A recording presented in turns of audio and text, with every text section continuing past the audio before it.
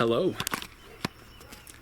Hi from Ecuador, this is Ryman Bledsoe, and today I'm really excited to share with you some things that have been inspiring me from the inspiration of my Airbnb host here, who's been amazingly generous and courteous and open in showing what he does here as far as permaculture, which is something I've been talking about a lot lately on my podcast, Redeeming Disorder, and which is also the home of the conversation we've already been having. So we've been recording this podcast episode, and now we're at the point where I'm going to actually show Phil's property here and let him take it over and tell you what he does and share his inspirations. So check out the podcast if you want that background, or just stay tuned for this amazing place I'm going to show you per Phil.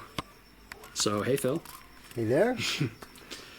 Thanks for doing this, and we'll just take the audience along now on your tour, which you started taking me along on the other day, and I realized this is just so much that I could never take it all in one go, and it would be an amazing thing to share.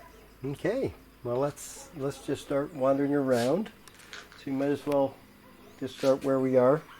So in permaculture we're trying to create a self-sustaining system and, habitat for humans, that supports as many of our needs as we can meet from the land, and where we're not generating waste that leaves the land, like minimizing that, trying to recycle the energy, recycle the nutrients, everything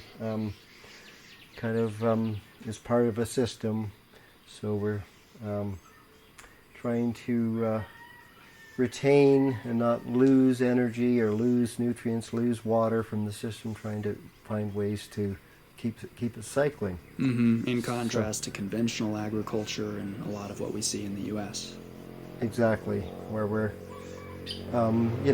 polluting the rivers, and things are kind of lots of inputs coming from outside and lots of outputs, some of them inadvertent, some of them unfortunate, leaving the landscape. Mm-hmm.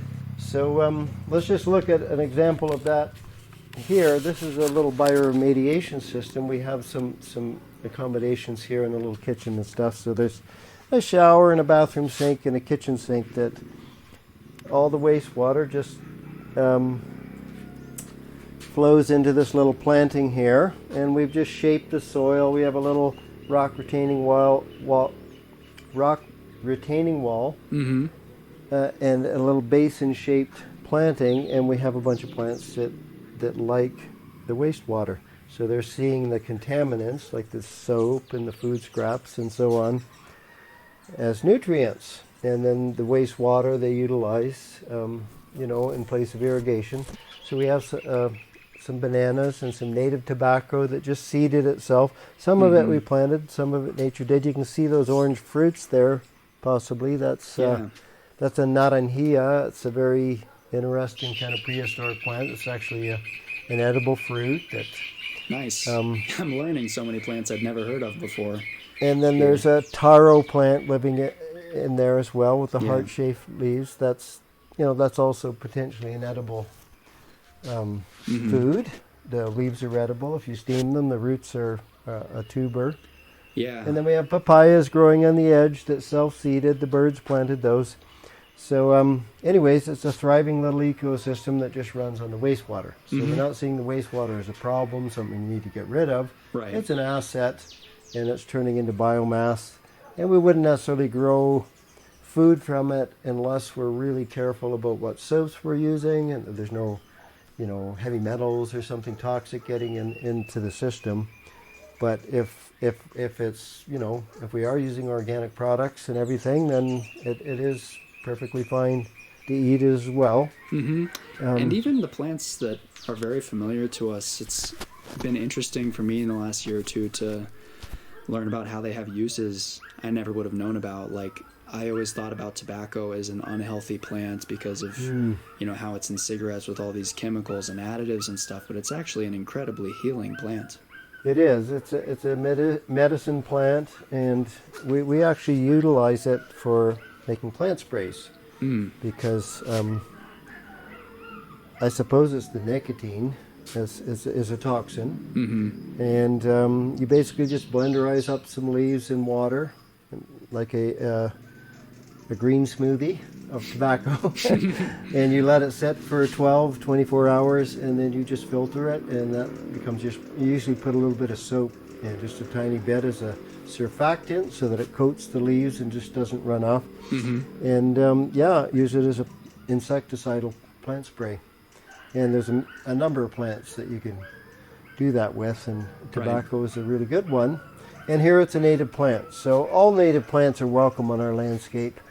And you can see this is flowering, so it just self-seeds. We generally don't plant it ourselves, it just plants itself. Right. And even these papayas, the birds seem to be better papaya farmers than we are, because anything that just volunteers, and it was because the birds eat some of the fruit, they're probably, spreading the seeds around, and they seem to do better when they just volunteer. And they weren't here at all when you first came here. I mean, you told me the other day that the land used to look like this, basically.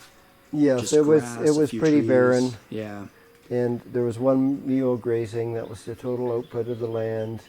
And there was one or two species of grass growing, and then the landowner would have to go around with this tool they call a beretta and take out all the thorny things coming up, because when nature's healing, a rundown piece of land, generally the first things that come up are thorny, and not edible. Pioneer trees, Yeah, they're pioneer trees, and they're basically, come up in a form that's saying, stay away from me, we're trying to do our work here, we're trying to heal, because if it was some lush thing that, we come along and scoop it all up. But it needs, the idea is that these pioneer plants are rebuilding the topsoil, and reestablishing the microbiology of the soil, and creating shade and cover and habitat and things like that, just restoring some of the functions that nature provides to the creatures of Earth, including us.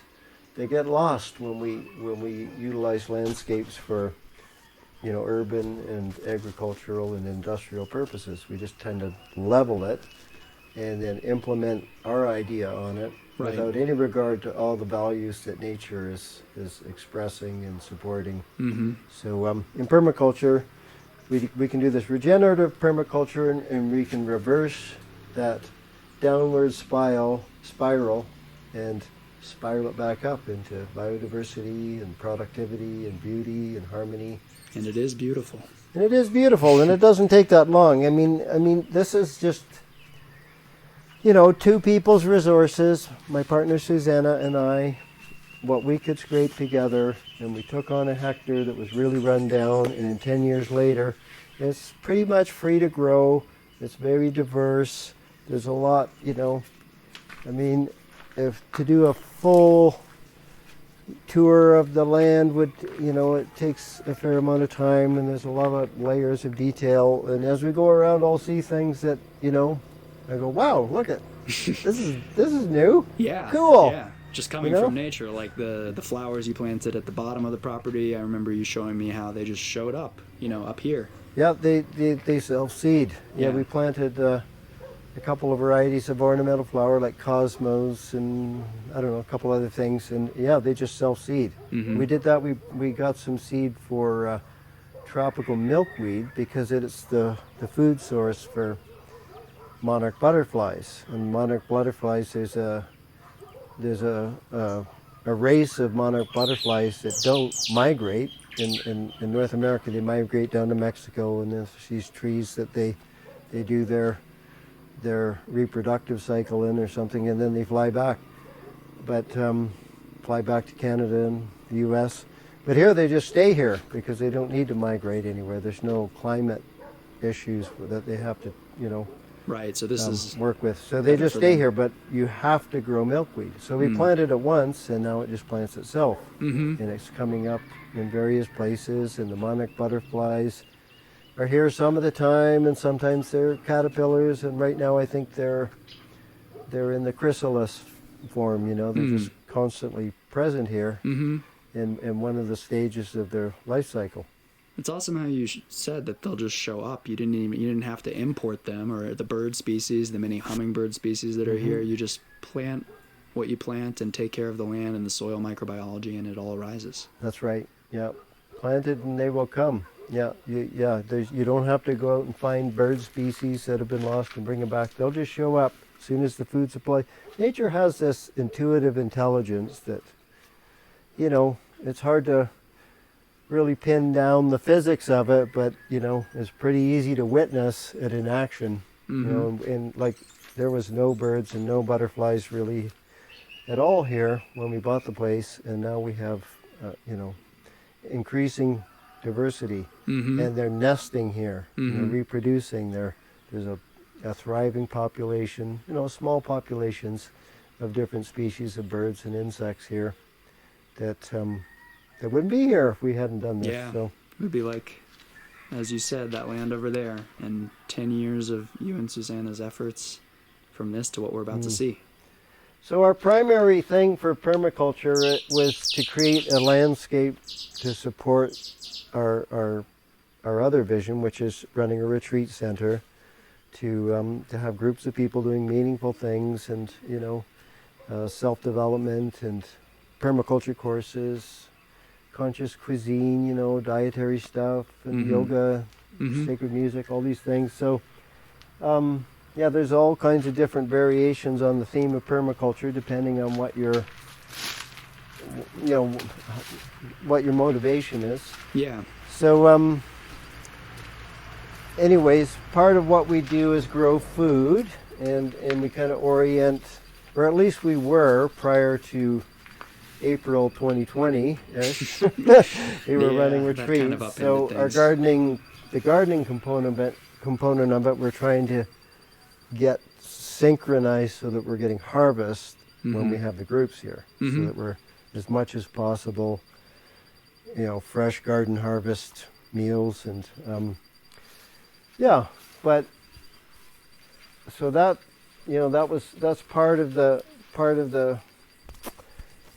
the harvest that we have, the fruit that it bears for us. I mean, if we feed the land feeds us. I mean, it's just, this is how nature works. It's the energy cycle, the nutrient cycle, the water cycles, and it's been feeding us rather well. So we've got little gardens plunked here and there, and before there was just this cow grass here, and the cow grass is called chileno. It grows like 2 meters tall in big clumps, and if you don't have an animal grazing, or if you don't cut it, you can't even walk around on the land. It becomes you got to machete your way around. So whenever we want to replace the grass with something more productive and more higher value, we have a number of ways to do that. I mean, some of the land got buildings put on it for the retreat center and for our living spaces and stuff. Right. And when we're growing vegetables, we make little beds, and when we're growing vegetables, we create a flat spot. And you can see we've got a little bit of a retained terrace here with these rocks and some logs, natural materials. We never use cement out on the landscape for building. When you build a heavy structure, you need a good foundation, so cement's appropriate, but, we don't build, cement garden spaces. We use natural materials. Right. And the advantage is you can rearrange it. We can take it all apart and put it back into it. If you use cement, you have to, jackhammer it up and get rid of it if you want to make changes. Yeah. And plus just the aesthetics. So we make these little flat spots. We start putting fertility in, compost. Sometimes the soil tilth on our land isn't that great, so sometimes we're actually importing different types of soil and making a nice mix and growing our vegetables. And then we've got some perennial plantings, like back there you can see that purple sugar cane that just grows itself. And then there's some trees like these matico trees. We have this red flowering ornamental, but behind that is a matico tree. That's a medicine plant that is a traditional medicine here.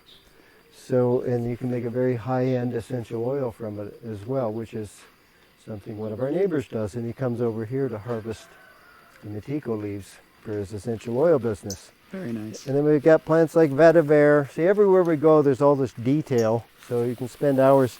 This is a very valuable plant in the landscape because it has extremely deep roots, but it doesn't flower. This variety does not produce seeds, so it doesn't spread.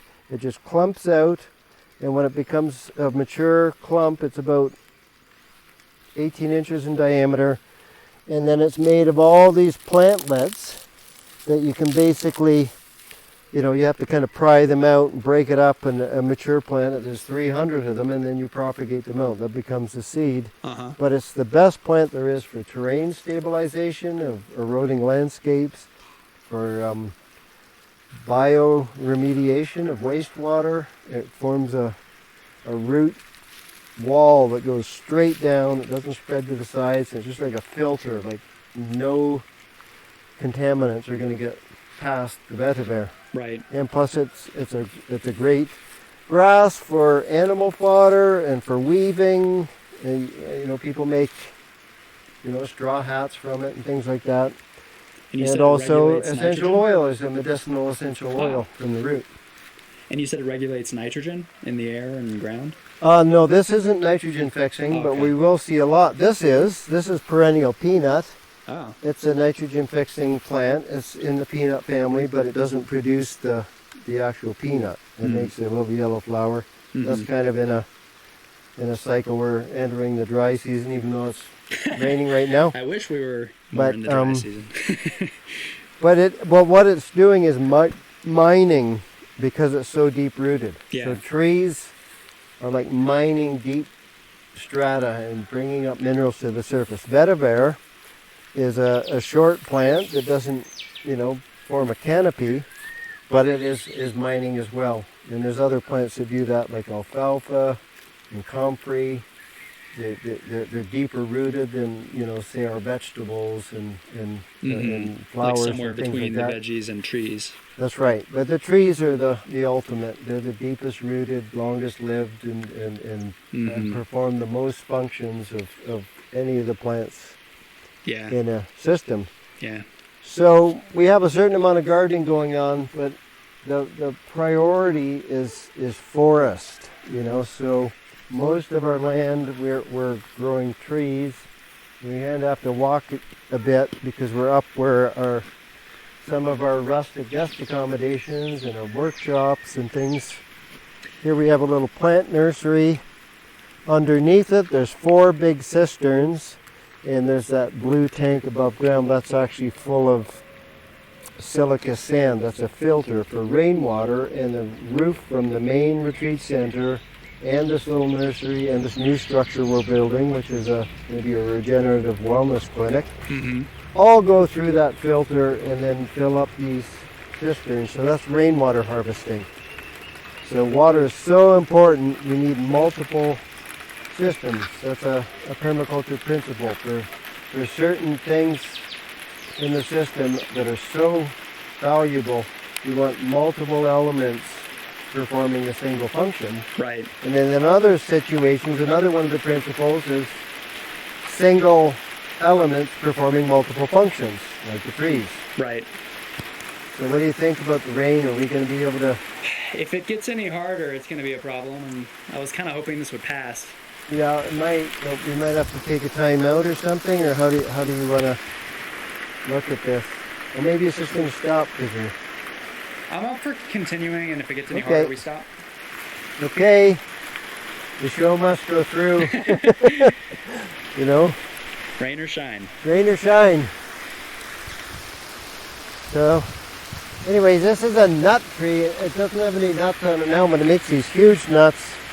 And they fall to the ground and blow up, and inside there's all these little spherical seeds, which are quite a bit like peanuts in texture, and you can roast them, and it's a lot like peanuts. I'm calling it a giant Piscandi. It's in the Malabar chestnut family. It's a type of tropical chestnut. It's a very fast-growing tree. We planted it from seed about 7 years ago, And yeah. So yeah, just as we go by, we're growing, you know, we have these retained terrace gardens in amongst some of the trees. Here we have a Iggy tree, which is a type of rubber tree, and a palm tree. And underneath we have some berries growing. It's a type of thimbleberry that seems to have... Where are the berries? Well, these are berry bushes. I think Suzannah picked them earlier today, but you know, they produce, it's kind of like, the locals call them raspberries, but it's more like it's a really nice thimbleberry is what it is. Mm-hmm. The thimbleberries in Canada were kind of dry and you didn't really bother with them, but here they're really good. Nice. So, yeah. And some rosemary growing and aloe vera. This is actually parsnip. It's a purple stem parsnip. Here it's called Zanahoria blanca. Zanahoria blanca, white carrot. Cool. And it doesn't go to seed here because we're in the tropics. It needs the winter cycle and the long day, short day, seasonal changes. Here we have 12 hours a day pretty much all year round of light.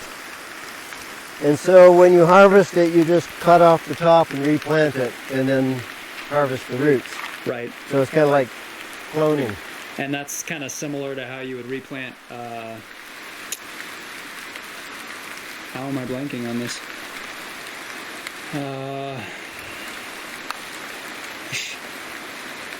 Yeah, there's a lot of plants where you're using plant parts other than the seeds to propagate it. And this is yucca growing here. Yeah.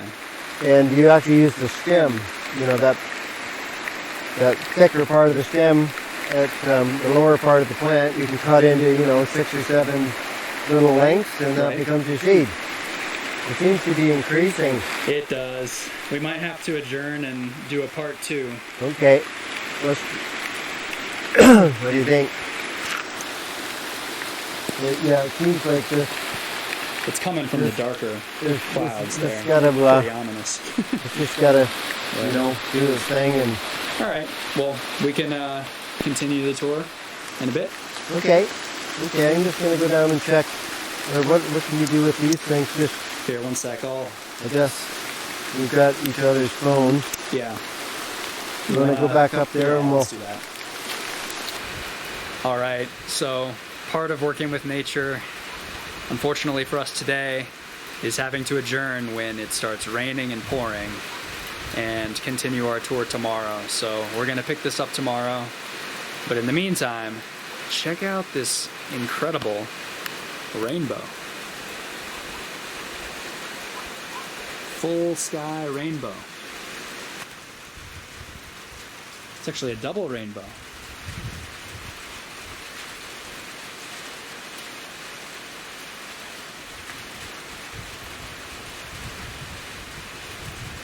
Wow.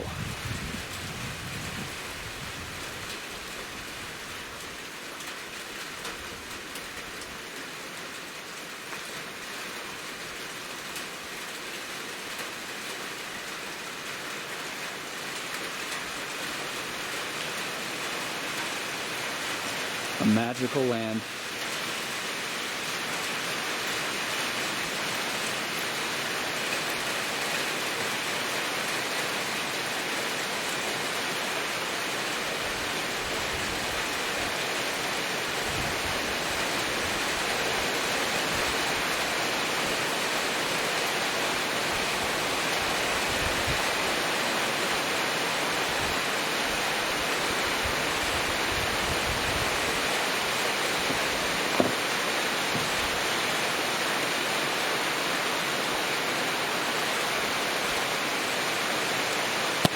All right, so we'll catch you tomorrow for the rest of this property and the rest of what Phil does, everything they're cultivating here, everything they're building.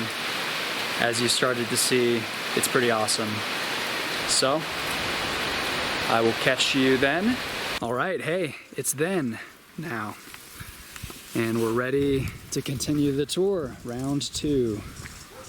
if we can find Phil. He was just showing us this yucca, these gardens. Alrighty. Okay, well, let's carry on, I guess. We'll just go into the next section of the land.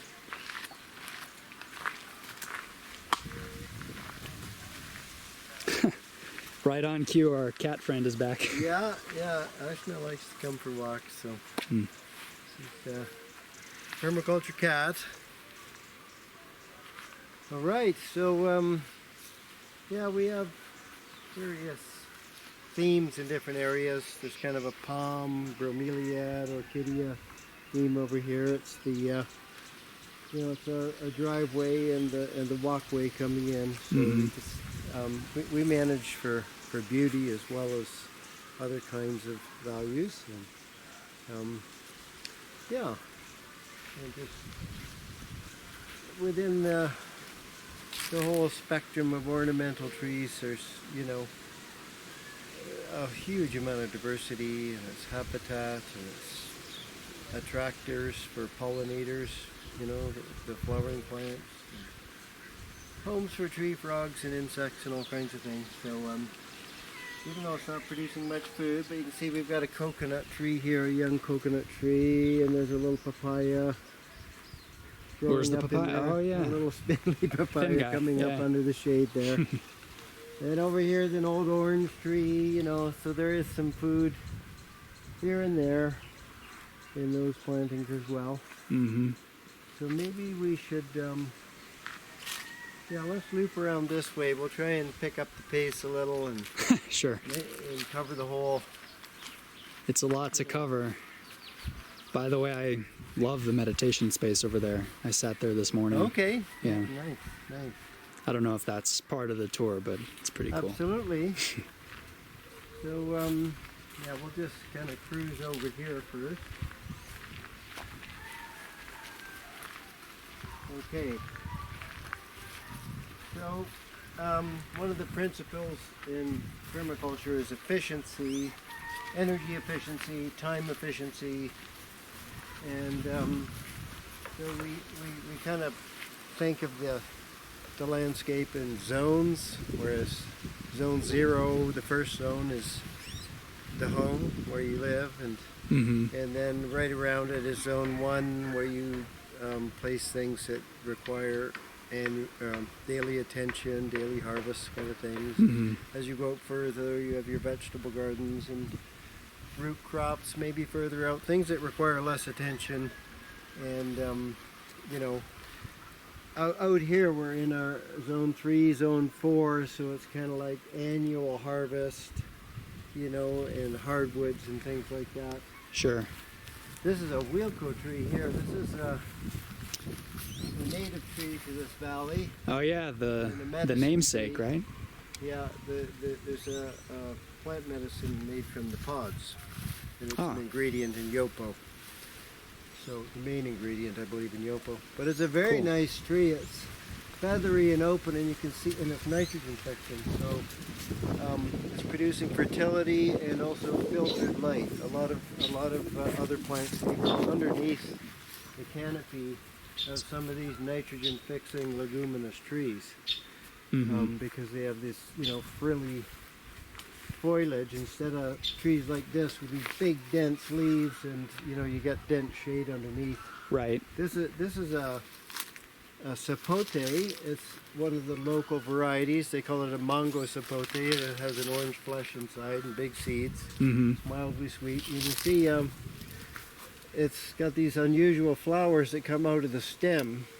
Yeah. In the temperate world, we're used to things flowering on the growing tips, but this is called a cauliflorous form, and it's typical of a lot of different tropical trees. And so it will form these brown fruits that are about that big, and quite edible. The locals really like them, and so they even appear in the markets here. Huh. Like the Saturday organic market? Yep, the Saturday organic market. This is Gobulio, or green agave, And it's actually the plant that burlap comes from. It's like grown as a fiber plant. Hmm. And it produces these big long flower stalks, and which make good didgeridoos. Wow. As a matter of fact, I have a few. And this is, it's growing up under this harupe tree. This is one of the original trees that the previous owners allowed to grow here. Uh-huh. And it's a soap nut tree. Right now it's, kind of losing its leaves and putting in new ones. But when it fruits, it makes a little brown, kind of a waxy nut fruit thing. It's got a black seed inside, which can be used for making jewelry, like necklaces and things. Mm-hmm. But the peeling of it is high in saponins, and you basically can make soap from it or use it in your laundry. And we do. We make our laundry detergent from the soap nut. Oh, sweet. And you It's just probably a basically little- cook it down and make a concentrate. And Mm-hmm. it's not like modern industrial detergent. Right. It Has a it few sort fewer of ingredients almost than gets Tide. things clean. Yeah. Without But killing us. Yeah, but it's non-toxic. You can get it on you. You can it's quite compatible with biology. Mm-hmm. And this is a bed of ginger. It's actually going dormant right now, and we just harvested a bunch in this area. This is the foliage of the ginger. Uh-huh. But we're entering the dry season, and it seems to know, and it just goes dormant for 2 or 3 months, and then it comes back up again. And it's a great plant. It just well adapted here. And you will be able to see. You can see how the ginger is actually very close to the surface. Oh, yeah. So it's actually quite easy to harvest. You can just sneak some out, It's a nice... or you can just dig the whole patch up. Yeah. Which we did a few days ago. We dehydrated it and powderized it and made a kilo or 2 of ginger powder. And Yeah. It's real settling for the stomach. I saw a Tibetan doctor who suggested I, have ginger or ginger tea all the time. It's a very useful herbal medicine. Even in a plant medicine circle once, it was passed out to kind of settle the stomach. Yeah, for sure. It helps balance out, some of these other stronger herbs. Mm-hmm. And it's also, anti-inflammation in general. Yeah. And synergistic with things like turmeric and other herbs for, So other purposes. It comes up mostly in the wet season, though? Yeah, the foliage will be lush throughout the rainy season, and even though we irrigate in the dry season, it still knows there's some kind of seasonal signal here. Right. In other places, it will just grow continuously year round. In other more tropical places, say. Mm-hmm. Yes. Yeah. So, anyways. You mentioned timing's pretty important with wet and dry season in permaculture. You need to plant things that need to sprout up in the dry season in the wet season, like grains or something. That's right. In the temperate world where there's 4 seasons, you tend to plant everything in the spring, harvest everything late summer or fall, and then everything's dormant. You put your garden beds or your farm, to bed for the winter. But in the tropics, it's not quite like that. It's more synchronized with the rain cycles. And here we have a Mediterranean climate, which means we have a dry season and then a wet season. The dry season is usually, July, August, September, for sure, the driest part of the year. This year, June is kind of on the shoulder. It could be completely dry. It could be, It's been fairly wet. occasional rain, but it's actually been pretty nice. It's been a very balanced month for rain, sun, some wind, and that's a bonus for us because it could have been completely dry and we'd be irrigating already. Nice. So irrigation is fine. We have good water. It's just a lot of effort. And anyways, just noticed Suzannah coming in here. We'll catch up with her later. So we different things like different things, right? So if you're going to grow grain in a climate like this, you want to plant it sort of in the middle or near the end of the wet season, so that you're harvesting in the dry season. Right. And when you're growing seeds for, growing out your own seeds and rather than buying seeds for your vegetables, again, it's ideally you plant the crops that you're going to harvest the seeds from, so that you're harvesting the seeds in the dry season, so that they don't go moldy, or so you have less losses and less issues, because you need them to basically completely mature and dry on the plant, ideally. So right. So, and then other things, you really want to plant at the beginning of the wet season so that they're irrigated, the water-loving plants. And the dry season here, it's actually officially winter because we're in the southern hemisphere. Right, but I mean barely 5 degrees. Yeah, it really isn't about the temperature, but it is the time of year when things in nature tend to go dormant because of the lack of rain. So the mountains kind of go golden brown, and some of the trees will lose their leaves, and and just wait for the rains. You get a lot of topsoil from the tree's leaves? Absolutely. That's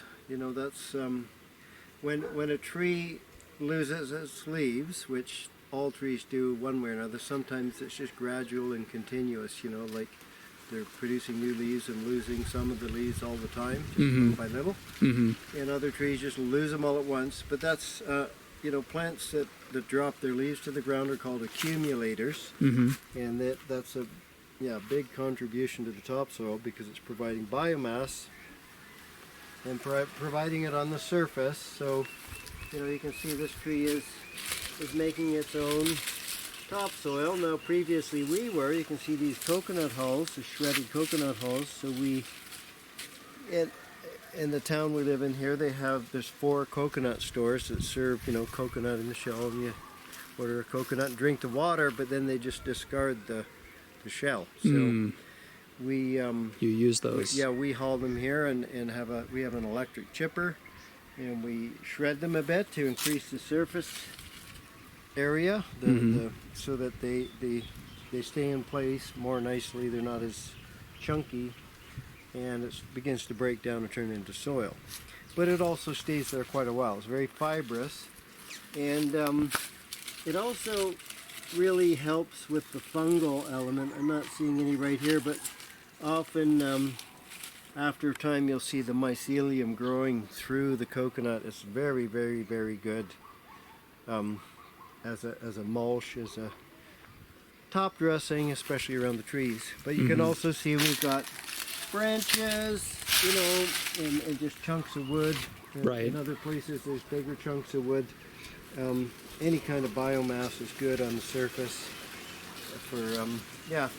It also, retains moisture in the dry season, and so it's that little covering. In permaculture, you'd never leave soil bare. Whereas, in gardening and farming, sometimes you just harvest everything, plow it, or turn the soil, and it's bare for a while, In permaculture, we're always trying to keep it covered with either biomass or vegetation, so that the microbes in the soil are protected, and the moisture in the soil is conserved. Nice. And we keep the cycle of life going. We don't. There's nothing that's just sitting there doing nothing. Everything's busy. Yeah. Including us a lot of the time. So you can see these trees here. This is a really amazing fruit called a Rollinia, and it's a member of the Cherimoya family. The Cherimoya family is native in Ecuador, so it's very well adapted, and these are very delicious fruits. They kind of look like they're from outer space. But yeah, they're wild looking. Inside, when they ripen, they turn yellowish, light green and then yellowish, and you open them up and you can just eat them with they have black seeds that you spit out or plant. But you just eat it with a spoon right out of the skin, and it's like lemon lime gelato. It's not cold. It's like nice. Amazing. It's just the best fruit ever. Sounds great. So we've got a number of those. Here's another one here. You can see the fruit can get quite large, like softball size or even bigger. Mm-hmm. And they're very productive. You see that tree's probably got, 100 fruits on it, and that's just a small tree. It's Yeah. a short-lived tree, so Oh yeah, I didn't see all the ones at the top clustered there. yeah. Tons. Yeah, it tends to lose its lower branches, and the fruits are, gaining elevation year after year. And this is another member of that same family. Sometimes they're called custard apples. I mean, that's, in different areas they're called different things. There are some small fruits somewhere on this tree I saw the other day. Oh yeah, here's one. So this is a guanabana, is what it's called locally, but it's a soursop in English-speaking places, and it will get quite big. The fruits will weigh, maybe 5 pounds or something, and it's really, really good. And the leaves are marketed as graviola, and that's a cancer remedy or cancer prevention herb. Be very careful not to break the rules and make claims about, Yeah. But anyways, and the locals actually consider the fruit to be as well, Oh, okay. To be, very good at maintaining a biochemistry at the cellular level that's resistant to growth of tumors. Very cool. Putting it another way. So yeah, some trees are doing a lot. So it's the type of tree that a bird might nest in. So We've got some Ecuadorian entrepreneurs here. yeah, you want a tamale? I think I'm all set with what's here. It's the drive-by fast food chain. So anyways, you can see the tree as providing shade. It's dense enough that it provides wind protection. It would be the type of tree a bird would love to nest in, and I'm sure some have at times. Yeah. So it's habitat, it's a medicine tree, the leaves are medicinal, it produces fruit, it's deep-rooted, it's mining, it's dropping its leaves, and it's an accumulator. So there's an example of the permaculture principle that some elements in the system perform multiple functions. So, and then we have multiple elements performing the same function as well. Mm-hmm. So trees being many different kinds of trees, all of which are producing shade, for instance. Right. Or mining minerals, because most trees are fairly deep-rooted and some are extremely deep-rooted. Yeah. We'll see some of those. So water is another thing we have multiple systems of. We have 3 different systems here. We have a potable system, an irrigation system, and a rainwater harvesting system. And actually we want to put a forest system in. We want to dig a well and just have the ability to have lots and lots of inexpensive water so that we can just broadcast it everywhere in the dry season. Nice. And does all this water come from Podocarpus pretty much? The 2 systems, the potable water and the irrigation water, come from Podocarpus, and so does the rainwater system, because that's where our weather comes from. Oh, right, from the Amazon, yeah. Yeah, it's all about the Podocarpus Park, and Nice. being against it is, really creates the microclimate that is part of why this is such a special place and such a good place for permaculture. Yeah. So I see Suzannah is here, so I think she needs to talk. I don't know if we can Hi. just pause the video. Yeah. All right. All right, so we just confirmed that I am not homeless for the coming few weeks. Yeah, that's I can stay here and learn permaculture for even longer. It's Yeah. beautiful. it's awesome. And tomorrow we're going to go on a big adventure. So Yeah, see some That'll be land. fun. Yep. So throughout our landscape, you're going to see lots of bananas growing, and bananas are just such a special plant. We've got to take a minute just to pay some reverence to this plant, because in subtropical and tropical permaculture, bananas have a special place because they grow so fast, they produce so much biomass, they retain water. Like the trunk is kind of like a spiral of corrugated material. Like it's not an actual tree, like this isn't wood. Oh, yeah, right. This is an herbaceous plant. Uh-huh. And actually there's a big family of tropical plants that the ginger and turmeric And bananas and a lot of our ornamentals that we walk by, which are heliconias and that family, they're all in the same family. Huh. Now, they're different genuses of the same family, Yeah. but it's just a big family of tropical plants. That's So it's surprising because it's like ginger's a root, and this Ginger's a root. we think of as a tree. I guess it's not. Yeah, well, it kind of has some similarities to a tree, Uh, but it's really an herbaceous plant, and you see all of these trunks are actually the same plant. There's only Yeah. one root system. Right. It's just sending up shoots, right? right. And then when these bananas mature, if you just leave it, the trunk's going to fall over. And then the next trunk's going to... Oh, just come yeah. right in its place. But what we do to accelerate that is as soon as we harvest the fruit, we cut the trunk, and then we chop it up and put it on the ground under the bananas, or we take it to the chipper and shred it and put it in the compost, because we're using it as a biomass generator. Right. So sometimes we're harvesting the biomass and moving it to the places that need more biomass, the compost piles. And we're mainly making compost to grow vegetables in. We're not giving the compost to the bananas because they simply don't need it.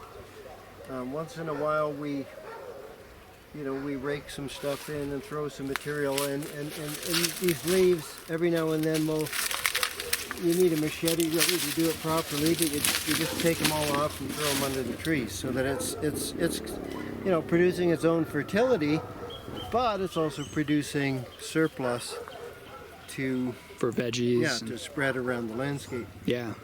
So it's an amazing Awesome. tree, and it's this example of this spiraling form. You can see the Fibonacci spiral everywhere, the way the petals are, and the flowers are underneath.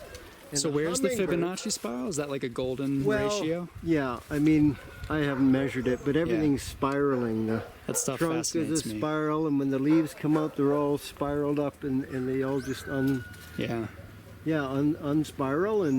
and yeah. It's kind of like how nature is. And this is actually medicinal as well. So the locals use the banana heart for a medicine. You peel all the purple leaves off. Inside there's kind of a heart. You slice it really thin. You stack it in a dish with honey, and the honey extracts the medicinal qualities. And then you take take spoonfuls of honey, and that's for dealing with asthma. So It's amazing how many uses there are for different plants that are just lost on us if our only contact with them is a grocery store. Yeah, this is it, or even a farm, because we're just so focused on the market crop and on the one value, like the banana farmers on the coast here of Ecuador. I mean, this is the banana republic, proverbial banana republic, and it's Ecuador's biggest export. But they're not utilizing the flowers. Yeah. And here is hummingbird habitat. The hummingbirds love these flowers. Plus those Ecuadorian bananas I buy in the store are sprayed with chemicals to keep them green. And yeah, they've got crop duster planes, and Yeah. there's a variety of chemicals they use, and then they use other chemicals to control the rats, that's grown on the Right. coast, and huge monocrop scale, which is the issue. And then they have all these problems that they have to control. And here in a diverse permaculture system, there are no problems that we have to control. We don't have to use any plant sprays. There's no... Well, once they start turning yellow, if we haven't harvested them, the birds will come and help with the harvest, and so will squirrels. We have this beautiful Andean squirrel that's now... living quite happily here. We've got fat little squirrels, so well fed. Well, here I just saw you can see some of the flowers are kind of on some of these trees. This is a Pomarosa, which is a rose apple, and it's high in pectin. It's used in jam making a lot. You can see they have kind of Dr. Seuss flowers. That's very common to have these kind of puffball looking flowers on tropical trees. Awesome. So let's just keep moving. So this is a Malabar chestnut. We saw a giant Piscandi version of it. This is more of a slow-growing kind with a much smaller seed pod. It's not fruiting or flowering right now either, but when it is, it's very impressive.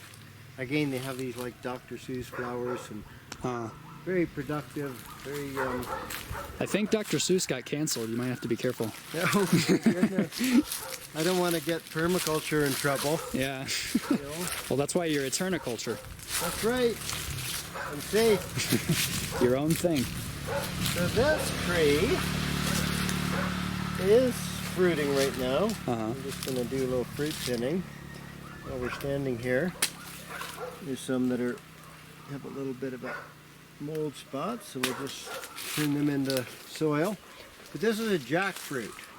Now these recently flowered, and we got some pollination, obviously, because they're fruiting. So a jackfruit is a very sweet, very large fruit. It's actually the largest fruit in the world. It can be up to 100 pounds, like What? huge. Really? And it's the flavor of juicy fruit gum. That's where they got the flavor. I don't know if you ever had that, but it's I have, yeah. it's Didn't know like that. really sweet, and Wow. also you can eat them green. Huh. You tend to, you know, it's actually become a vegan sort of meat substitute. Oh, Not really? that it's necessarily high in protein, it's just the texture. Ah, Like, you know, so okay. there's a whole bunch of jackfruit products out there, dehydrated jackfruit. In Asia, it's very, very common, very popular. That's where it's from. Yeah. They can it a lot. You'll get canned jackfruit, and sometimes in Thai restaurants that'll be on the menu Nice. for dessert.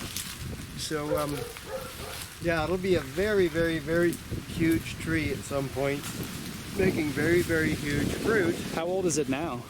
Well, this tree is about 9 years old. And, you know, we're not in necessarily prime habitat for it. It will Right. grow here, it will produce.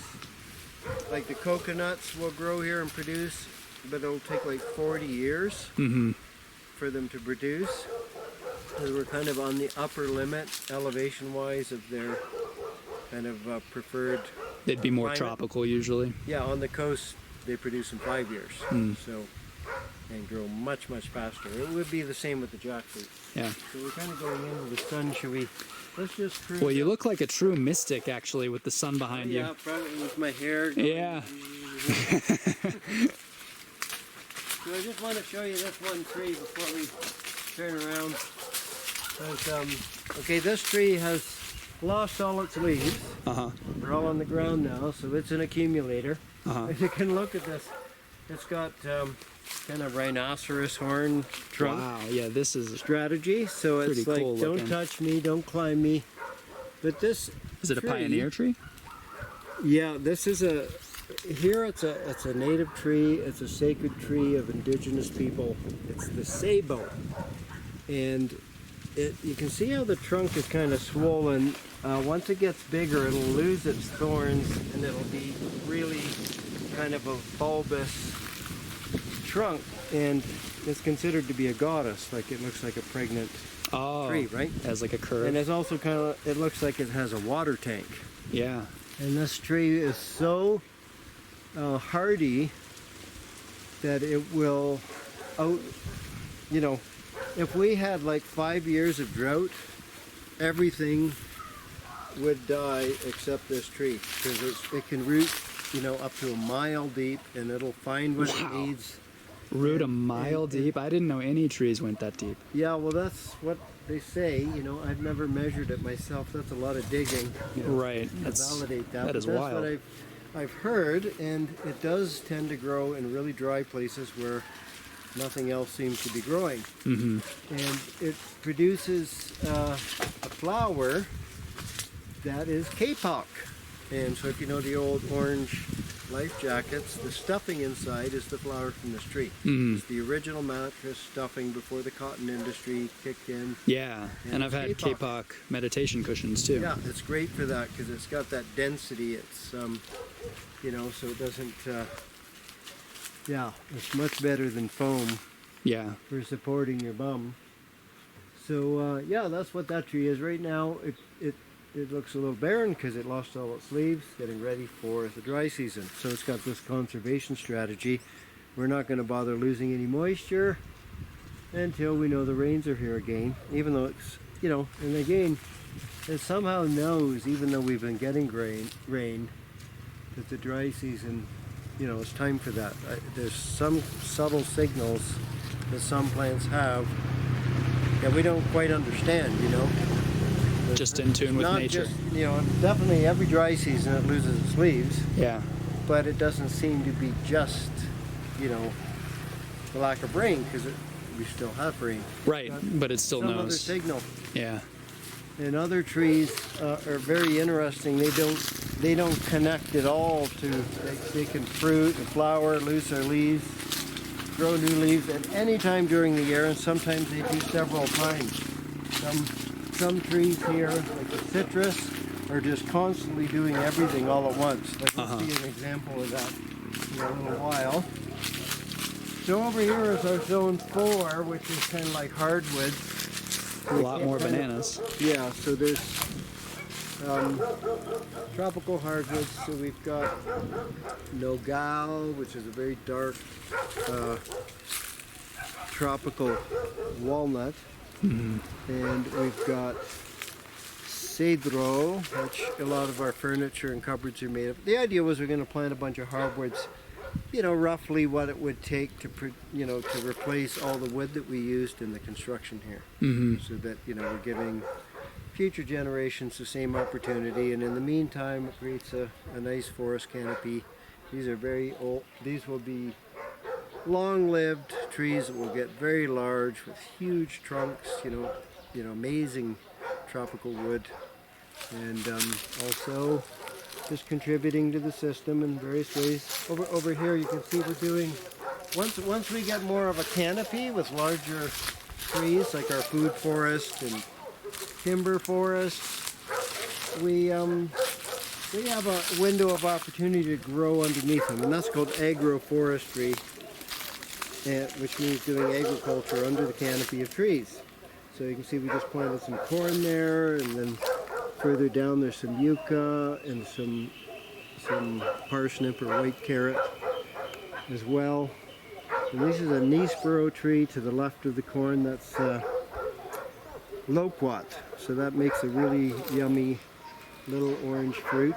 Oh, nice. It's sort of like a little apricot, a bit of a different taste, but very yummy tree. And then I don't think we have time to go into every little corner and pocket and describe everything, but in the background there, above that banana tree back there, you see the tree that's got those little green flowers, and then there's another tree above it. It's kind of like a just maze of green, tones of green over there. Right. But that tree that's kind of broader, heart-shaped leaves, that's a sangre de drago, which means dragon's blood. And the sap from that tree is highly medicinal. You can use it internally. You can also use it on scrapes and cuts. It forms a little film like a Band-Aid and has all these healing qualities. So that's a traditional remedy here. When that gets big enough, we'll be able to take some of the sap and have that medicine as well in our cornucopia from the land. Beautiful. So let's just wander through here.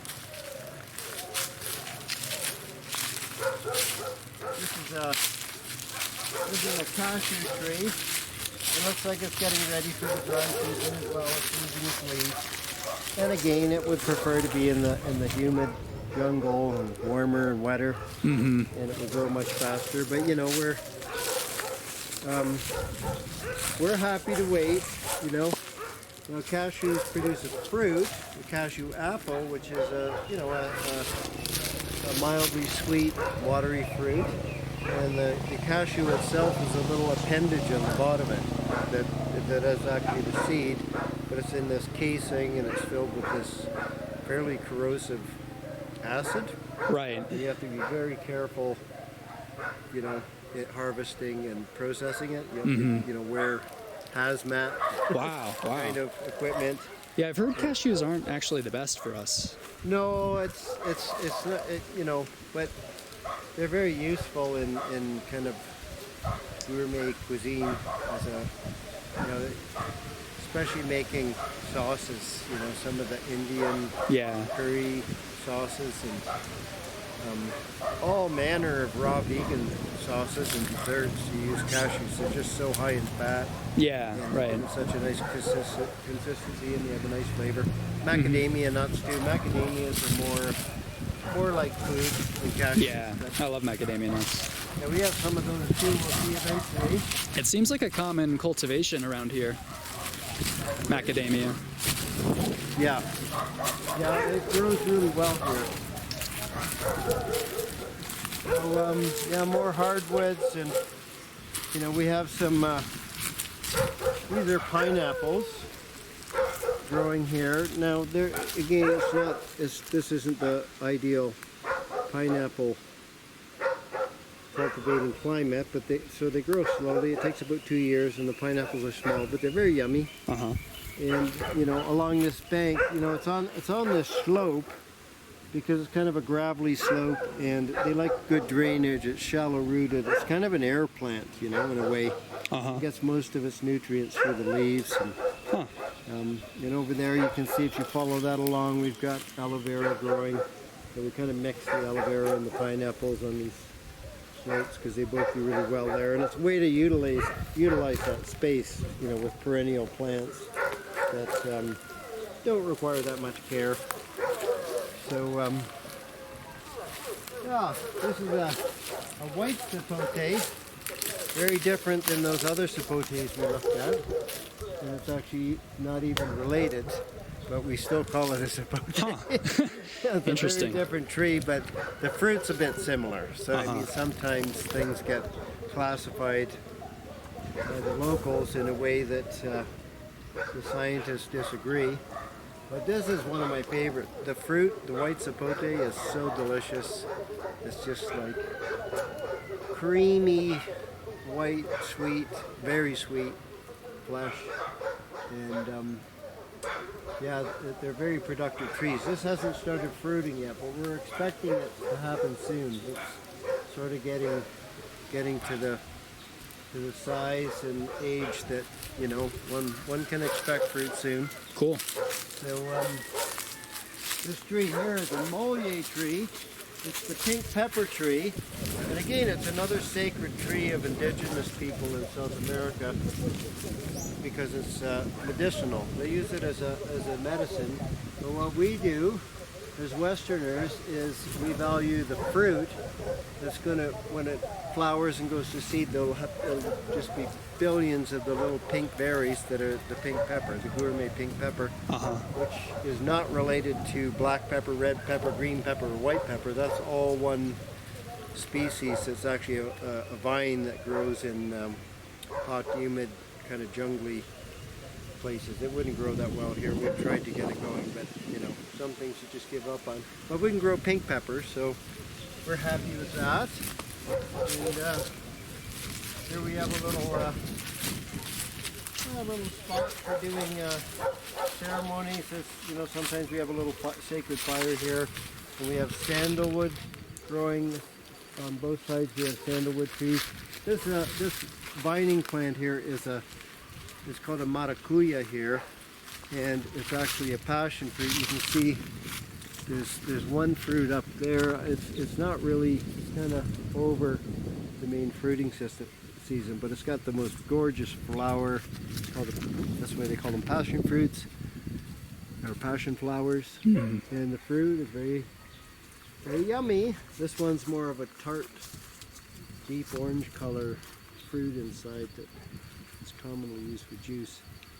That's a little bit of a mirador here, like a lookout point. We see this beautiful view of the valley, and that mountain is one of the two mountain apus, which are sacred mountains that are considered to have a guardian spirit. And the locals call this one Waranga. And in Quechua, it's Laurango. So So it's been Laurengo. Yeah, it's been Spanglicized to Guaranga. Ah, But it's the feminine mountain apu. And on the other side of the valley, we can't see it from here, is Mondongo, which is the masculine mountain apu. And the two of them gave birth to Vilcabamba and are the guardians of the energetics here, which is partly why it's considered a sacred valley.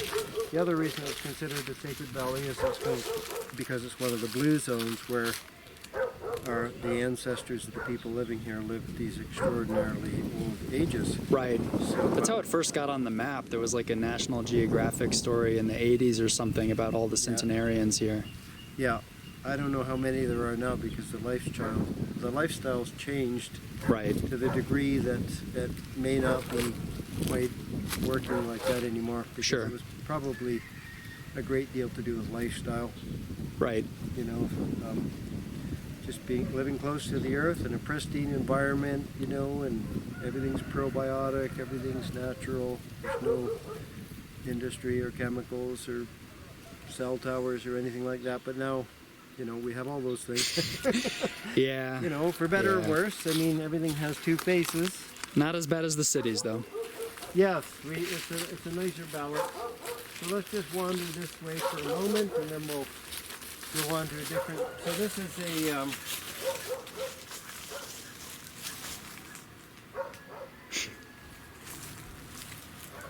little cat shot there, eh? So this is a prickly pear in English. It's nopal in Mexico. Here it's called tuna.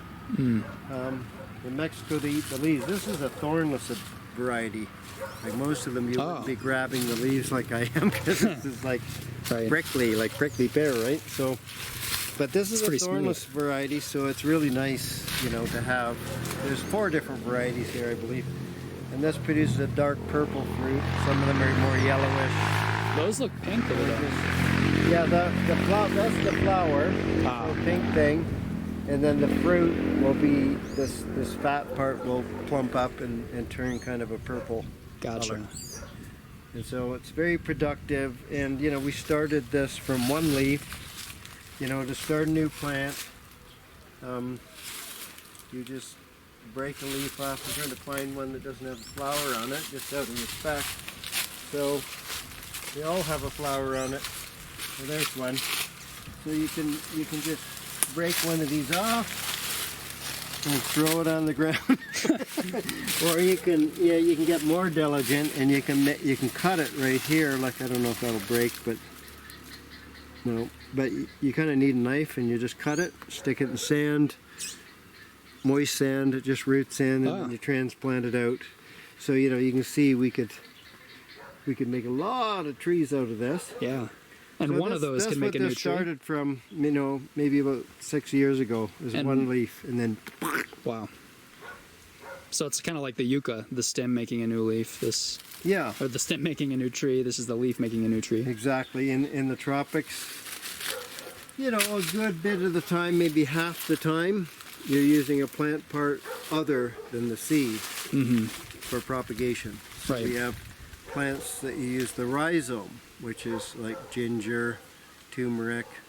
We have plants that you use the root crown, which is like yacon, banana. And then plants that use the stem, like yucca, and all of the heliconias, many of the trees, all of our fence post trees, which are called, what are they called here? Man, should be on the tip of my tongue.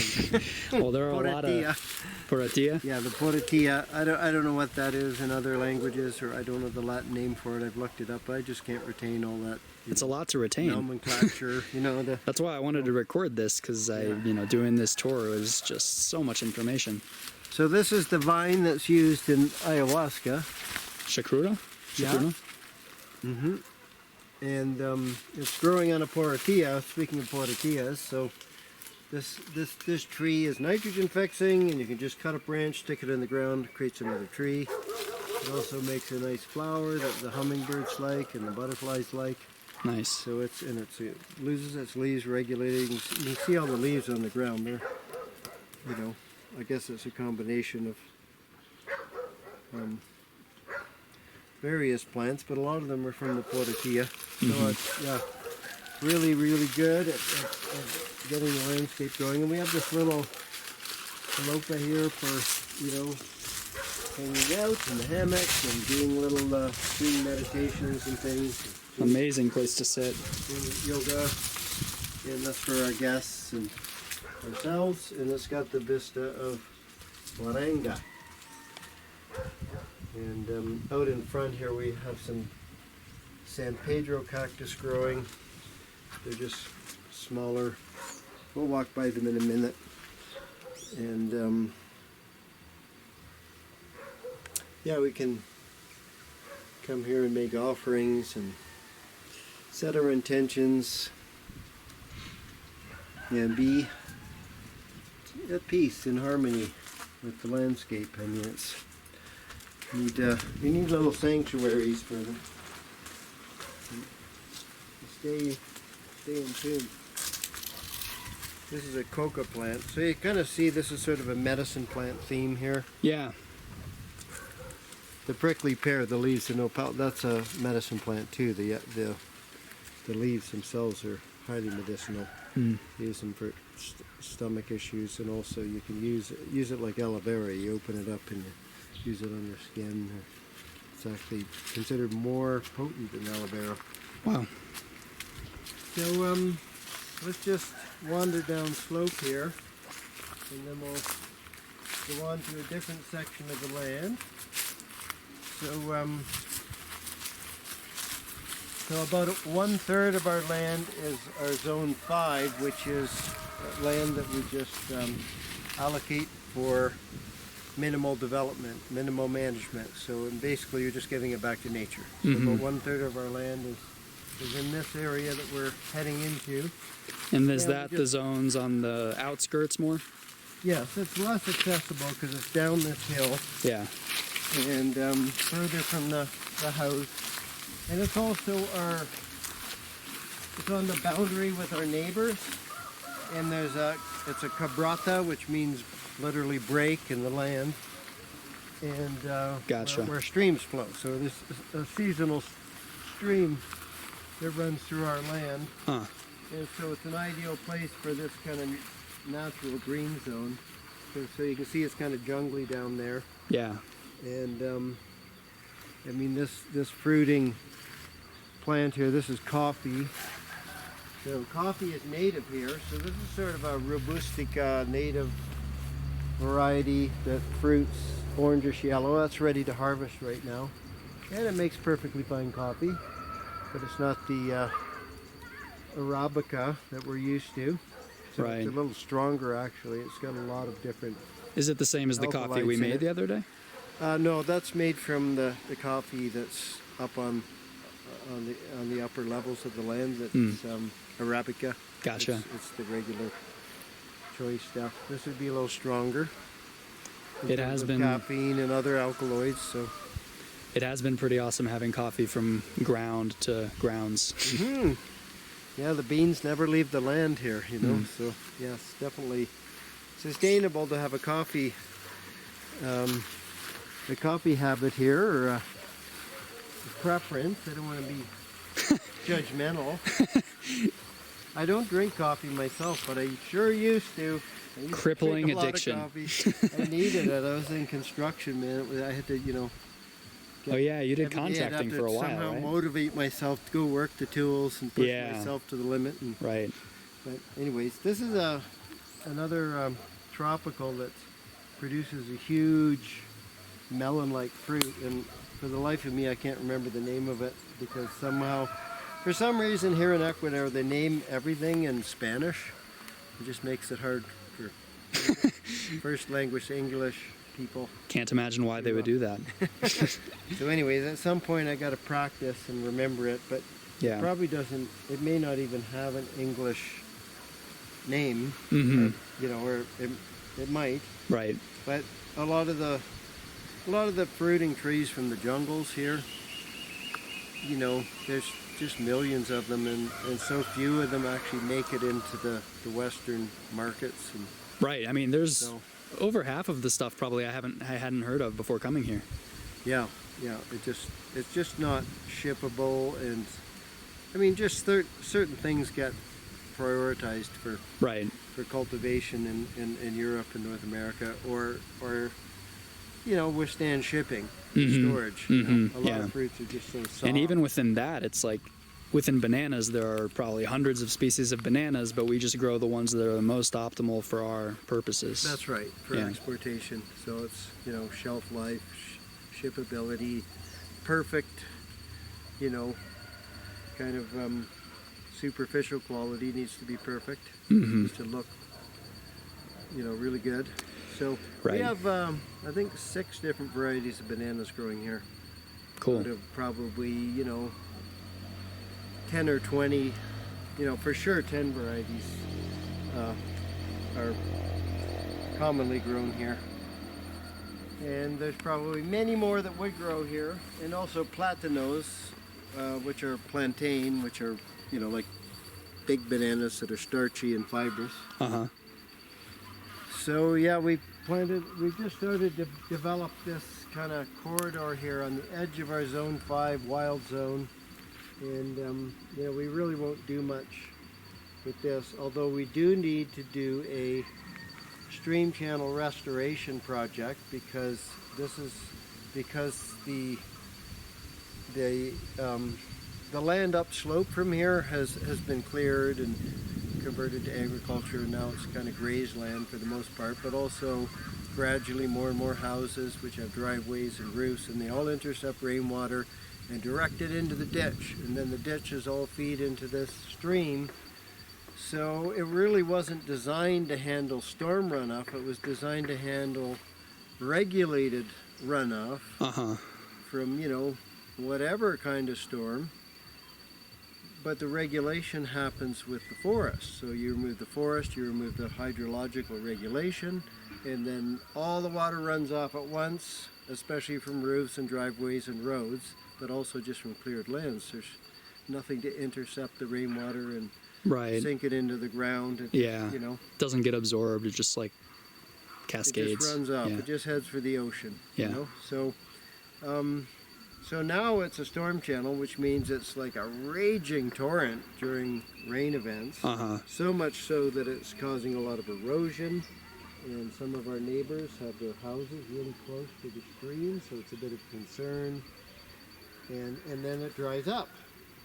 So it used to be a year-round stream that was actually the water supply for this neighborhood, and now it's instead of being an asset, it's a bit of a liability, because it's a wild beast that might just undermine somebody's house and cause a big disaster. So we're actually looking for a relatively large grant to do a kind of a pilot project and train some of the locals for this stream restoration kind of work. We need to put gaviones and big rocks and logs and materials and widen the channel in places and stabilize the stream channel so it can handle these huge amounts of runoff, and otherwise reforest the whole valley. It really needs to stay forested.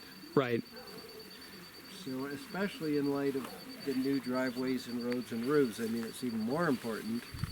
As you concentrate, all those things concentrate water, whereas vegetation, especially forests, disperse the water. It does the opposite. So this is really what we need to do, is create a water retention landscape. We could do that with terraforming and permaculture, which would be ideal. It would make it highly productive, and we'd be regulating the water again. We'd recover that hydrological function of the land. The stream channel would stabilize, and life would be that much better. So that's kind of a long-term vision, but that'd be cool. We need to start with this stabilization sometime very soon before something goes really badly, and then gradually find ways to buy up or work with the neighboring lands, the current owners, to encourage them, to support them to reforest at least, and ideally do permaculture. another coca plant, and then we've got a few of those Biscandi nut trees here, and you know, some of the original cowgrass. You can see how it grows. It's tall. 2 meters tall, Yeah. and then it goes to seed and creates lots of little grass plantlets in the gardens for us to weed out. So it's not an ideal plant to have growing here, but you can see that it's, you know, really robust vegetation. It survives the dry season with no irrigation. It's producing a lot of biomass. You know, if we cut it, we can put it all in the compost. So we don't just exterminate it just because it's not as, you know, doesn't have as many human uses as other plants that we would put in. But we just gradually shade it out by putting trees in. So we've got this Wilco tree here. This is actually a tree tomato, but it's already expired, so it's just a skeleton now. We need to replant it. It's actually in the tomato families, but it produces a tomato-like fruit that's kind of elongated, a little bit different, but yeah, it's called a tree tomato. Sweet. And yeah, and these are a couple types of fruiting tom called salac, and some of the salac are like little fruits, and some of them are actually like little coconuts.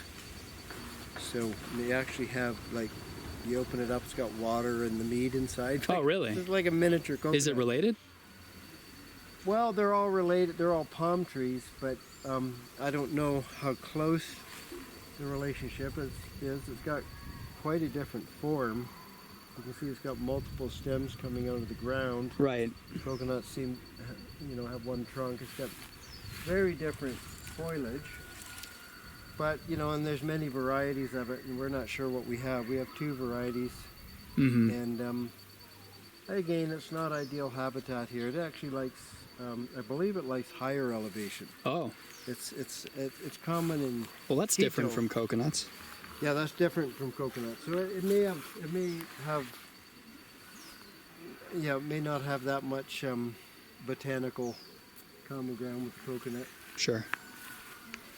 This is a strawberry tree, which it's called a strawberry tree because the flower is very similar, but it gets loaded with these little fruits. You might be able to see they're green right now, and then they'll get a little bigger and turn red, and it actually tastes like mildly sweet popcorn. Huh. It's very interesting. Wow. And the birds love it. So what don't you grow, Phil? well, we grow everything we can. You know, it kind of becomes habit forming. You know, buying up plants that are new and trying new things, and you know, we have a lot of successes, but we also have things that just don't work out. Mm-hmm. I mean, you know, partly because, you know, the land is degraded. We do better. You know, we'd be way further ahead if we had bought like pristine valley bottom land. But the thing is, pristine valley bottom land doesn't really need permaculture. Mm. So if you buy a beautiful piece of land that's fertile and forested and everything, and it already has natural water and everything else, it's already good. It's already permaculture. Yeah. There's no sense going in there and cutting things down and putting other things in and building a house. Well, I mean, I'm not necessarily against that. That would be, you know, a good way to go. It's still a good model of living in harmony with nature. This is it. Yeah. But But you've turned this land around. But, you know, this idea of regenerative permaculture is a higher priority because it's so needed. You know, there's so much damaged land. Right. And, you know, until we recover all the damaged land, we probably shouldn't go in and disturb anything that's still pristine. So we put little terraces in here and there wherever it makes sense. So that's just growing some Zanahoria blanca, which is white carrot, which is parsnip. And then we have this little stand of yellow-green bamboo and another sandalwood tree. So the sandalwood tree is very happy here, and I guess what you do is you wait 40 years and then you cut it, and then the wood you use for incense, or potentially Oh, sandals. I don't know. I've never heard of sandalwood sandals. Really? You'd think you would make sandals out of sandalwood. I don't know. yeah, yeah. And then your feet would smell really good. Hmm. But, You think yeah. this bamboo is gonna increase? Well, we really don't give it any compost or attention or water. I mean, if we would just water this in the dry season, it would be far more advanced. But this is more of an ornamental bamboo. We have big construction bamboo growing down in the creek channel. Oh, okay. We didn't go down in there. It's kind of jungly, so it'd be difficult to film, and Yeah. probably need a machete and stuff like that. So this is more ornamental, and you can see it's building soil. It's always dropping the leaves, so it's covering the soil, and you can use it, for structures like trellises and. Yeah, on Survivor we built our shelter out of bamboo. Not this bamboo though. You can also make didgeridoos out of this bamboo. I got to see some of your didgeridoos. Yeah, I got a whole closet full. One of my things is instrument making. I make flutes and didgeridoos, woodwinds. This is a guayusa, a very young guayusa tree. Oh yeah, I've drunk guayusa tea. Yeah. It's it's Medicinal a jungle plants. herb that's very common medicinally and also as a drink. This is a beverage, a coffee and tea substitute, because it's high in a caffeine that's not the same as the caffeine in coffee. It's gentler, but it's actually pretty high in caffeine. So this is a macadamia tree. It's not flowering or fruiting right at the moment. It's probably getting ready for another flowering. It's been very productive, and it appears like it's good habitat, because as you can see, there's a little nest on the ground that must have fallen out of the tree. So yeah. And you can see we have the vetiver grass planted like this. So this is one way to have a retained terrace using vetiver. Right. It's like a living wall, so we could put a stone wall there, or use some wood, like some tree trunks. But you can just plant vetiver and create these little micro-sites, which is kind of how we did our landscape. The trees are micro-sited there. We just make a little flat spot where the tree is. We retain the slope if it's needed. If the slope's gentler, you don't really need to. You can just shape the land.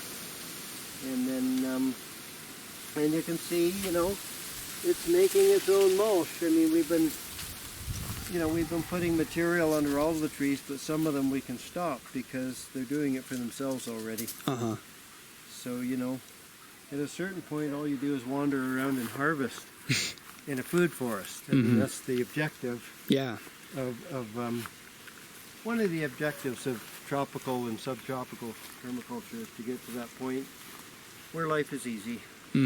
But then you got to eat what grows, But there's people that live in the jungles that have like a hectare of land. Like a family will have a hectare of land, and 100% of their food, they just wander around and pick stuff up off the ground, like fruit that's fallen from the trees. A lot of it's very starchy, and they cook it, and that's what they eat, and they don't have to garden or farm.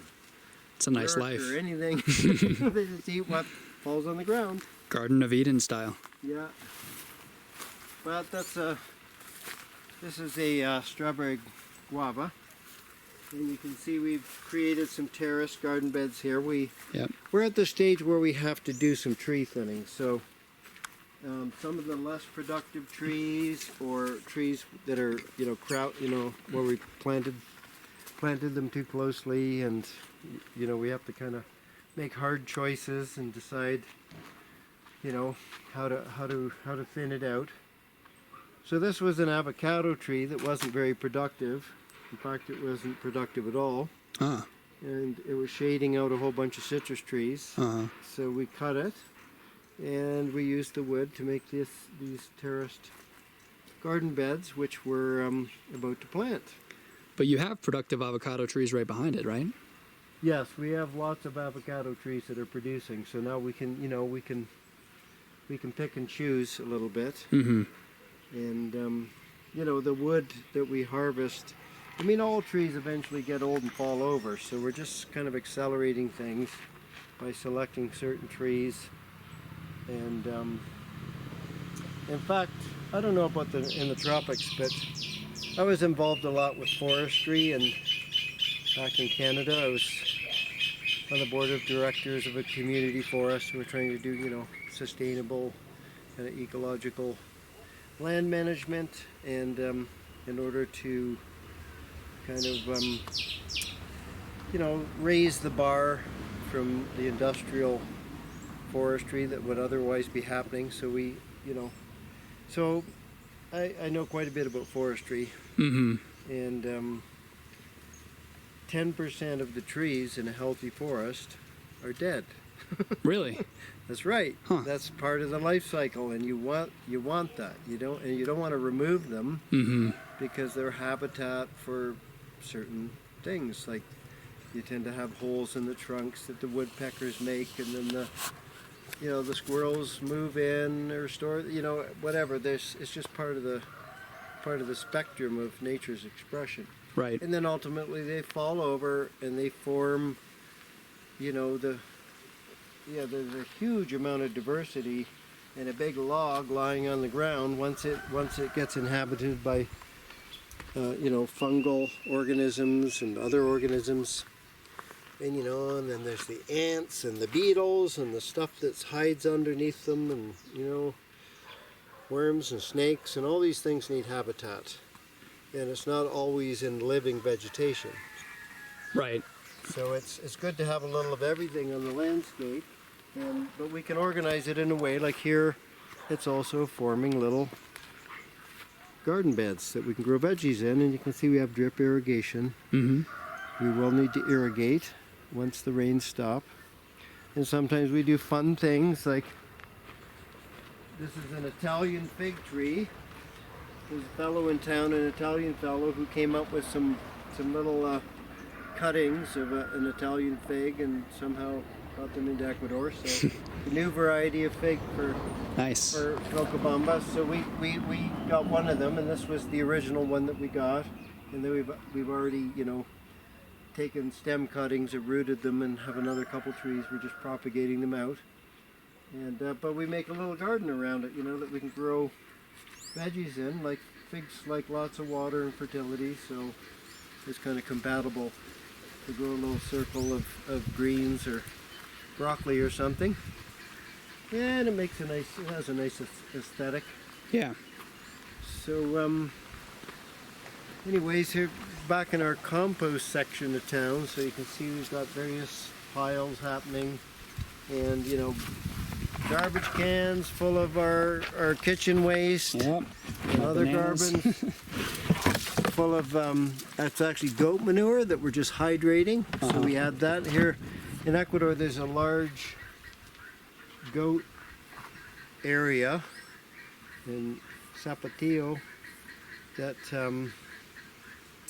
they produce a lot of goat poo, enough for the whole country. So they put it in sacks and ship it all over, and it's very affordable. So and the thing about the goats is that they're kind of free range, and they don't use antibiotics, and it's really organic. Healthy goats, yeah. Seguro, it's organic. So so that's what we do, just to add some extra fertility for vegetables. Vegetables are special needs. They're bred, in European and Asian and in North American mainly, kind of seed and plant breeding. That whole aspect of horticulture, creating new varieties all the time, but they're not necessarily well-adapted varieties. Right. In fact, I don't consider personally vegetable growing to be permaculture, because it will never be a self-sustaining system. You're always going to have to pamper them, most vegetables. Right, right. There's some root crops and things where that's not the case. Well, and they're not trees, there's- so like the fruit trees are both producing and supporting the soil microbiology. That's right. But we like vegetables, so let's Right. grow some. I mean, it's worth the effort. Yeah. And then we're getting really high quality vegetables, and we're taking responsibility for our food supply. And all of these things are good. And in times of, economic downturns, Whatever's lockdowns going to and stuff, happen I in the mean, next few months, yeah. yeah, it kind of incentivizes planting and Yep. gardening. So, Yep. I mean, that was the response in April 2020 of all the people here. Mm-hmm. They all went out and planted their land. Yeah. I mean, they've yeah. survived a lot of stuff. Time to They get knew self-sustaining. Exactly what to do, Right. and that's what they do. Yep. And they saw us doing that, and we're, Mhm. we're all on the same page here. First thing you do when there's trouble is you plant. And you were telling me about the compost, how you turn it over after a time so that it produces heat under there, all the microorganisms and... Yes, we're doing hot composting. Yeah. We've done vermiculture, which is worm composting too, but worms don't like heat, and bacteria produces heat. Like the fermentation process produces heat, so you're either going to have worms eating the plant materials in your kitchen waste, or you're going to have bacteria and yeast and fungus fermenting it, and then the pile will get really hot. Now, the reason we do hot composting, vermiculture, worm composting is great, especially if you're doing it indoors in an apartment, because you can have a little worm composting thing indoors. And also for trees, the chemistry of worm compost is like ideal for trees. But for vegetables, hot composting has some advantages, and that being that the heat will control disease vectors and pest vectors like weed seeds, insect eggs. These Right. vegetables are very vulnerable to these health agents, as we call them kind of generously. So they're singling out the weak plants and helping them die, basically. The same thing happens with humans. We don't often think of it that way, we're just trying to eliminate all pathogens from our life, but really they're showing up to help us die because they notice that we're on the way anyways, like that's the way nature works. If it isn't thriving, let's return it to the soil and turn it into food for somebody else. But in composting, we're accelerating that. We're trying to get a mix of carbon and nitrogen with the various components. That's roughly 1 to 25 nitrogen to carbon, or somewhere in the range 1 to 25, 1 to 30, 1 to 35, somewhere in there will work. I believe those are the right numbers. And then you need to get like a cubic meter of mass, and then it will heat up. So we're kind of doing layers of weeds, and we put some brown material in, some dried out stuff that's more fibrous. Sometimes we put the coconut hulls in, or rice hulls, or other materials that we acquire, or the vetiver grass, if it's, like hay and straw work well. Right. And then all of our kitchen waste goes in there too. And then we let it cook. And then once a week it gets turned over. So all this will end up in layers on this pile. And then we move on to a different place and start a new pile. And then the pile just gets turned over so that it kind of gets turned inside out once a week. Gotcha. Now some people want to turn their pile more often than that. Some people less often. You just, pick a system and go with it. There's a wide range of what will work. Probably what I just explained would, I draw lots of criticism from the expert composters of the world. What I've noticed is you make a pile, it turns into, it breaks down and is suitable for putting on the ground. So this is our system, and you have to, it's a lot of work, so you got to integrate, what you're willing to do. And we make a lot of compost because there's just so much need Yeah, for totally. fertility and biomass. And some of what we do is called slow post. We just make a pile and walk away and come back a year later and use it for something. So this is just a bunch of, high carbon material, and it's just slowly breaking down. You can see there's some coconuts further down, and it's, it's getting danker and more like soil the further down we go. And if I reach down in, it's getting pretty close to being something that you can put on the ground. And we don't turn it, we don't put water on it, we don't put our vegetable scraps or manure or anything in there. It's Just leave it be. Excess biomass from ornamental plantings. Extra this and extra that. You can see here we've just put some fresh coconut hulls around this black sapote, and it's very happy putting on new leaves. I planted that maybe 3 months ago. I purchased a seedling, a grafted seedling, and made a little spot, and then we just keep putting biomass down. We just, in this case, coconut hulls. Previously, it was a bunch of tree trimmings that we ran through the chipper, so it was like chopped up branches and the leaves that were on the branches, and Very cool. it's loving it. So are we gonna be able to finish the tour in 10 minutes, or are we gonna need around 3? Well, we can cruise this way and get a bunch of stuff done. All right. Yeah, the camera's got about that much left. Okay, we'll see you. This is a pineapple guava, tropical cherry, and that's a mango. And I guess we didn't do this whole explanation of these dragon fruits, so let's do that. So this is a dragon fruit. It's a cactus that's an epiphyte, which means that it climbs a tree and kind of parasitizes it. So you can see the roots from the cactus are hugging the tree and actually getting some of its nutrients and water from the tree. The tree is one of these porotillo trees, and you can see if you look up that it's flowering. It creates these long red flowers that the hummingbirds like. And so the cactus needs a structure, and in nature they climb trees. You can make different kinds of structures, but we just went with the tree. The porotillo is nitrogen fixing, so it's got root nodules that are homes for the nitrogen fixing bacteria that take atmospheric nitrogen gas from the air. Air is something like 80% nitrogen, but plants can't utilize nitrogen gas. They need nitrate, which is NO3, which is a nitrogen salt. So the bacteria turn the nitrogen from the air into nitrates, and then it ends up in the soil. This is happening underground, and And even though it's parasitic on the part of the cactus, this is a symbiotic relationship, right? The tree doesn't mind. The tree doesn't mind at all. It's happy to serve, like so many plants, So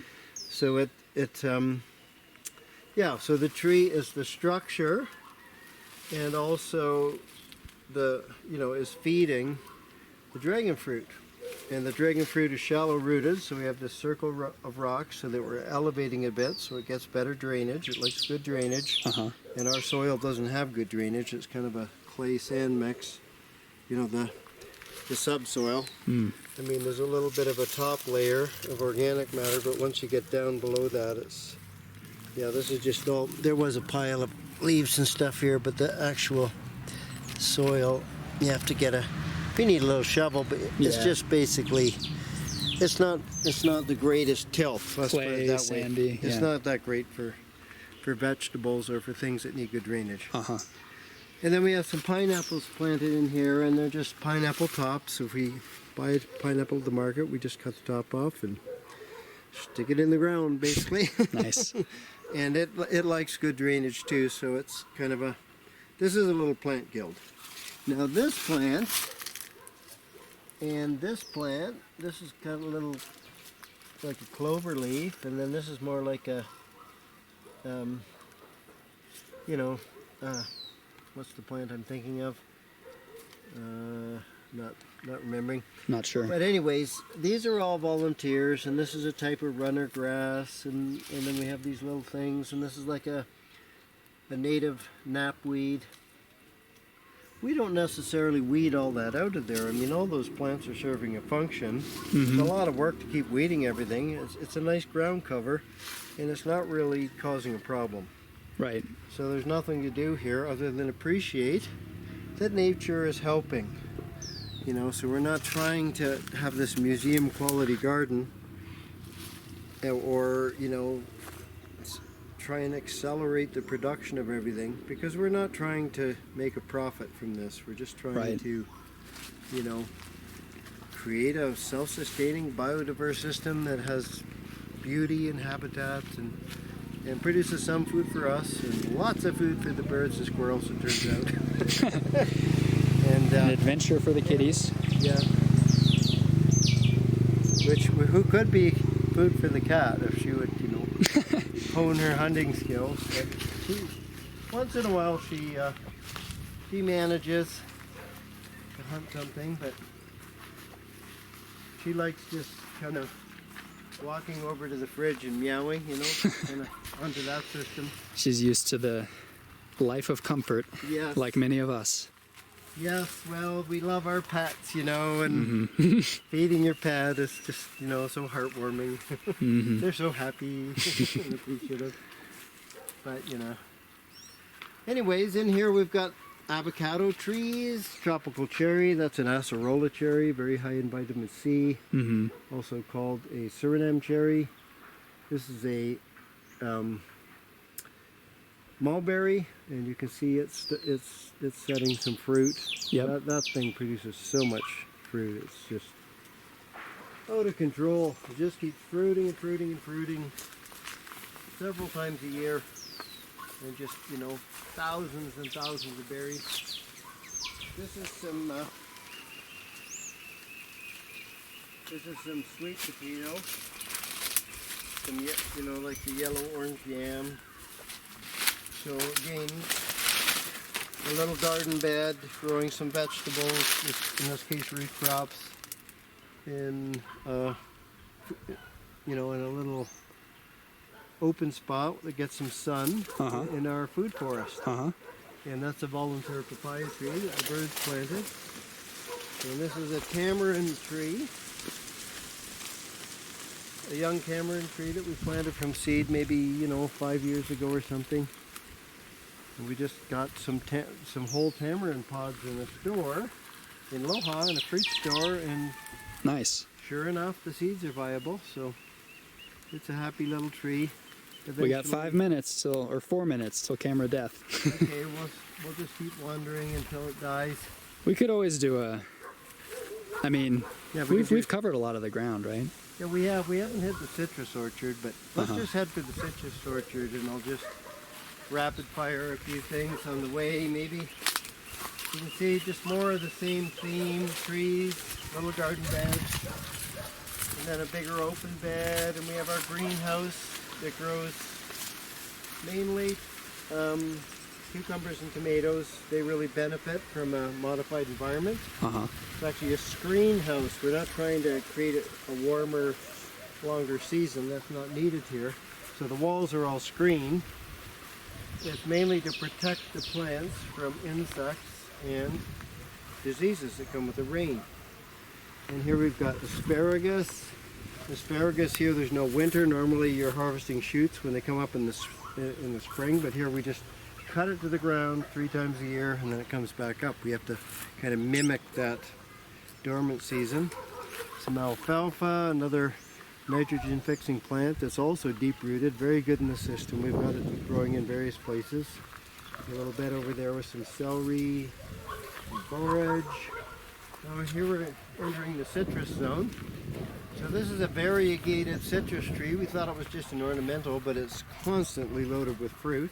Nice. And it has striped lemons and just regular yellow lemons. It's yeah. And then we're coming into our orange plantings. So you can see how loaded it is. This is actually a seedless blood orange. We had the benefit of getting a lot of varieties in this area from a fellow who is a horticulturist in the U.S., and he would go back to the States and bring back fruiting wood in a suitcase, kind of a plant smuggler type. So that really increased the number of varieties we have. Yeah. Another sweet potato bed and some more white carrot and some medicinal sugarcane. There's this sugarcane called Canción medicinal that grows here. It's a smaller purple-stemmed plant that's very high in minerals, and we use that to make sugarcane syrup and also probiotic beverages and probiotic medicines. This is a Hobota Caba. It's like a tropical tree grape. It makes this amazing fruit. And Camu Camu is in the family of the Hobota Caba, which is the fruit that's the highest in vitamin C. It's like 30% vitamin C. The dried fruit is 30% vitamin C. This is a type of pomelo. It's a green-fleshed pomelo. And we have kind of a Myers lemon, a big Myers lemon, a Hass avocado. You see how productive some of these little trees are. I mean, it's the same height as me, and it's got like 100 avocados on it. It's a young tree, and it's a Hass avocado. Like Hass avocados are second to none. They have twice the oil of any other avocado. And nice. Look how easy it is to harvest. Like, I don't have to get the ladder.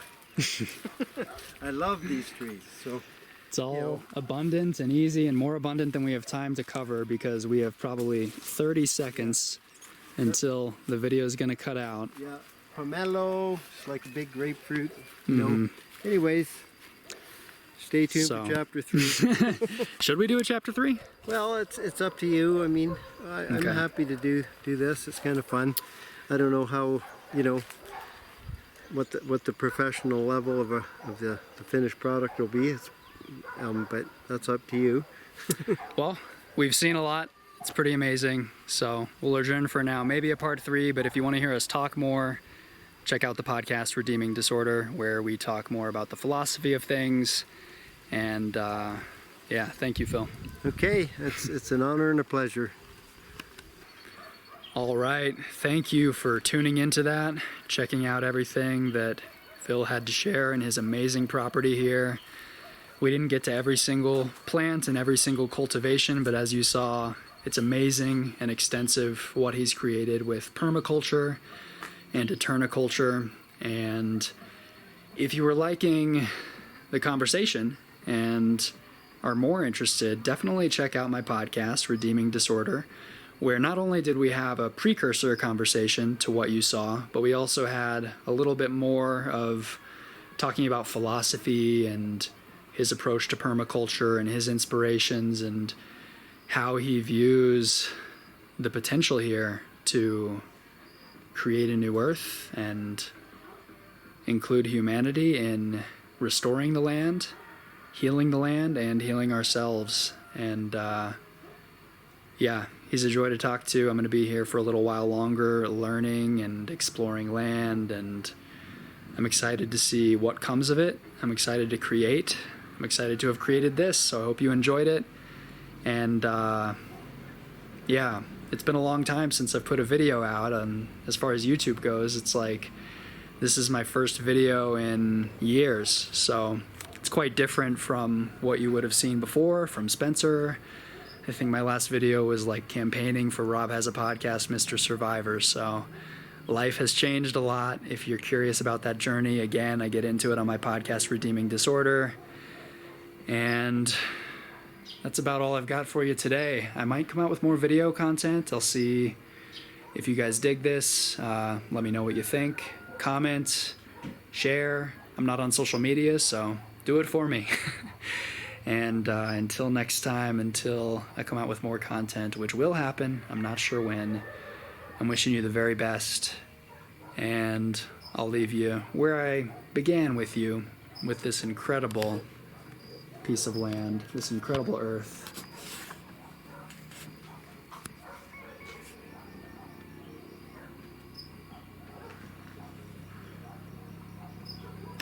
As the sun sets here in southern Ecuador, I'm wishing you all the best. Be well.